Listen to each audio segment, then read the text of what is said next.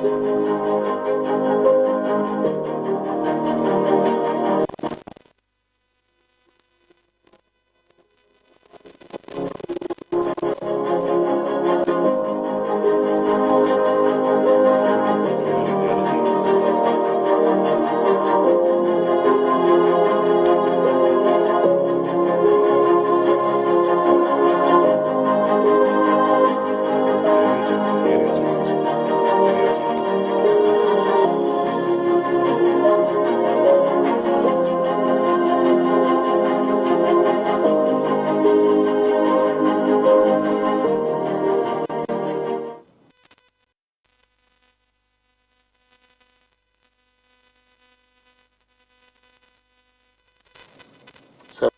ఇప్పుడు గౌరవ రాష్ట్ర ఉప ముఖ్యమంత్రి వారు పవన్ కళ్యాణ్ గారిని మాట్లాడుతున్నాను. గిరి ప్రదక్షిణ మార్గం ప్రారంభోత్సవ సందర్భంలో రాష్ట్ర గౌరవ ముఖ్యమంత్రి శ్రీ నారా చంద్రబాబు నాయుడు గారికి నా హృదయపూర్వక నమస్కారాలు. ఎన్డీఏ కూటమి ప్రభుత్వం ఏర్పడ్డాక ధర్మ పరిరక్షణకి చాలా ముందుండి నడిపిస్తున్న ఆలయాల నిర్వహణకి నిరాదరణకి గురై అలాంటి పరిస్థితుల్లో ధర్మాదాయ శాఖ మంత్రివర్యులు బాధ్యత తీసుకున్న తర్వాత ఆనం రామనారాయణ రెడ్డి గారికి వారు చేసిన అభివృద్ధి కానీ వారు మంజూరు చేసే ఈ టెంపుల్ అభివృద్ధి పథకాలు కానీ ఇవన్నీ చాలా చాలా ఒక అనుభూతిని ఆనందాన్ని కలిగించినాయి. అలాగే ఈ సంవత్సరంలో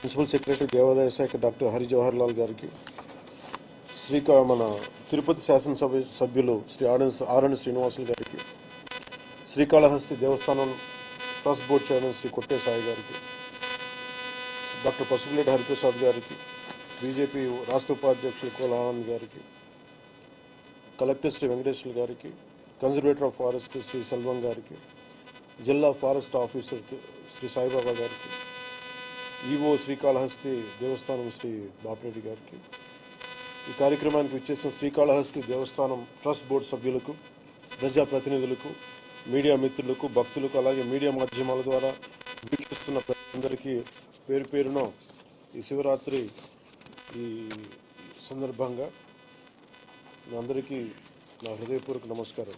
ఇంకో 2 రోజులు సమయం ఉన్నప్పటికీ మనకి ఈ ప్రారంభోత్సవం ద్వారా శివరాత్రి ఒక 2 రోజులు ముందుగానే వచ్చిందనే భావన కలుగుతూ ఉంది. గిరి ప్రదక్షిణ ఇప్పుడు నేను అరుణాచలంలో వింటమే తప్ప నేను ఎప్పుడు అరుణాచలం కూడా వెళ్ళలేదు. నాకు చాలా కోరిక గిరి ప్రదక్షిణ చేయాలి, అలాంటి అనుభూతి బాగుంటుందని. ఖచ్చితంగా మీరు ఆహ్వానించిన మేరకు ఖచ్చితంగా స్వామివారి దర్శనం చేసుకుంటాను. అలాగే మంత్రివర్యులు మన ఆనం రామనారాయణ రెడ్డి గారు చెప్పినట్టుగా జ్ఞానప్రసూనాంబ ఆశీస్సులు కూడా ఖచ్చితంగా తీసుకుంటాం. ఖచ్చితంగా త్వరలోనే వస్తామని తెలియజేసుకుంటాను. ప్రత్యేకించి ఆలయాలు మన సివిలైజేషన్, మన నాగరికతకి చిహ్నాలు. అక్కడే మన కళలు ఉన్నాయి, అక్కడే మన మొత్తం మన వారసత్వం, మన నాగరికత, మన మన కళా సంపద కానీ మొత్తం ఆలయాల చుట్టూ తిరిగి ధర్మ పరిరక్షణ కానీ. అలాంటిది గత ప్రభుత్వం చాలా నిర్లక్ష్యం చేయబడింది. దానిని కరెక్ట్ చేసుకుంటూ, దాన్ని సరి చేసుకుంటూ ఈరోజు రామనారాయణ రెడ్డి గారు బాధ్యత స్వీకరించిన తర్వాత సర్వేగంతో అన్నీ ముందుకెళ్తా ఉన్నాయి. అలాగే పాలక మండళ్ళు 1500 పైచులకు పాలక మండలి ఉంటే దాదాపు 1100 మంది చేసే ఇంకా కొన్ని కోట్లోనూ కొన్ని ఇంకా వేయాల్సినవి ఉన్నాయి అనే దాంట్లో ముఖ్యంగా ఈ మధ్య మీరు చూసారు తిరుమలలో ఎలాంటి జరిగిన అపచారాలు అంతకుముందు గత ప్రభుత్వంలో హయాంలో ఎన్ని రకాల సంఘటనలు జరిగినాయి అనేది. అంటే పాలక మండలి కనుక నిజంగా వారి విధులు కనుక నిర్వహించుంటే ఈ తప్పులు జరుగుండేవి కామేమో నాకు అనిపిస్తాయి.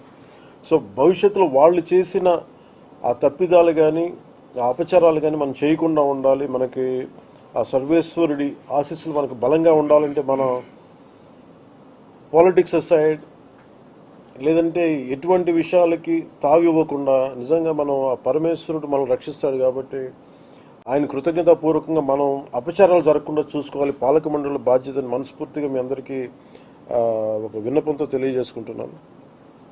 అలాగే 22 కిలోమీటర్ల ఈ గిరి ప్రదక్షిణ మార్గాన్ని దాదాపు 10 కోట్ల రూపాయలు వెచ్చించి ఈ రోజున అంతకుముందు పెట్టింది కాకుండా 10 కోట్ల అదనంగా ముఖ్యమంత్రి గారి ఆధ్వర్యంలో జరుగుతూ ఉంది.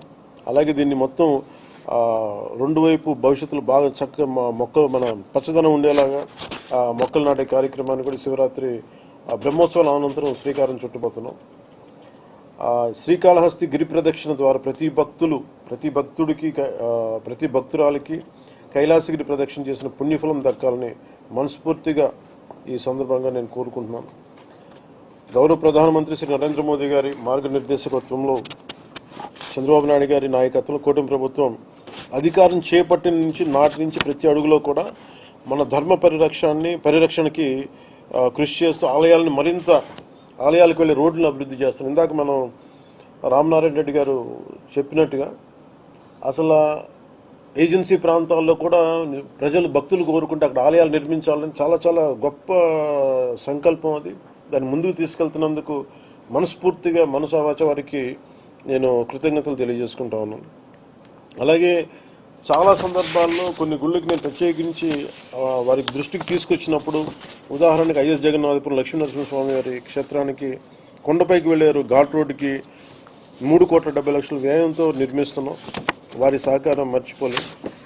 అలాగే కోటప్పకొండ పరిసరాల్లో కూడా రోడ్ల నిర్మాణం చేపడితే కోటప్పకొండ నుంచి కొత్తపాలెం గ్రామం వైపు వెళ్ళే రోడ్డుని సుమారు 4 కోట్లతోటి నిర్మించి ప్రజలకి అందుబాటులో తీసుకొస్తా ఉన్నాం. అలాగే వాడపల్లి 7 వారాల శ్రీ వెంకటేశ్వర స్వామి ఆలయానికి వచ్చే భక్తుల సౌకర్యార్థం గోదావరి కరకట్ట వెంబడే రోడ్డు నిర్మాణానికి 6 కోట్లు శాసకీయ నిధుల్ని మంజూరు చేశాం. ఉపాధి హామీ పథకం, పంచాయతీరాజ్ శాసకీయ నిధులతో 40 కోట్ల పైగా వెచ్చించి సుమారు 22 ప్రధాన దేవాలయాలకి రోడ్లు వసతి కల్పిస్తున్నాం. మరెండో చిన్న ఆలయాలకు కూడా రవాణా సౌకర్యాన్ని కూడా అభివృద్ధి చేస్తున్నాం. నూతన శ్రీకాళహస్తి ట్రస్ట్ బోర్డు ఆధ్వర్యంలో అరుణాచలం మాదిరిగా ప్రతి పౌర్ణమికి ప్రత్యేకంగా శ్రీకాళహస్తి కైలాసగిరి ప్రదక్షిణ నిర్వహించాలని దాన్ని ముందుకు తీసుకెళ్తే భక్తులకి చాలా వారికి ఆధ్యాత్మిక అనుభూతి కలుగుతుందని మనస్ఫూర్తిగా తెలియజేసుకుంటూ కూటమి ప్రభుత్వం నుండి మన ఆలయాల అభివృద్ధికి, సంస్కృతి సాంప్రదాయాల పరిరక్షణ కట్టుబడి ఉంటుందని మనస్ఫూర్తిగా తెలియజేసుకుంటూ ఓం నమః శివాయ. Thank you sir. సార్ చిన్న విన్నపం సార్, ధర్మకర్తల మండలి సభ్యులందరూ ఇక్కడ ఉన్నారు, వాళ్ళు ఒకసారి నమస్కారం చేస్తారు సార్. వాళ్ళు దేవాంట జస్ట్ అక్కడే 17 మంది వచ్చారు sir. Just want to greet you sir.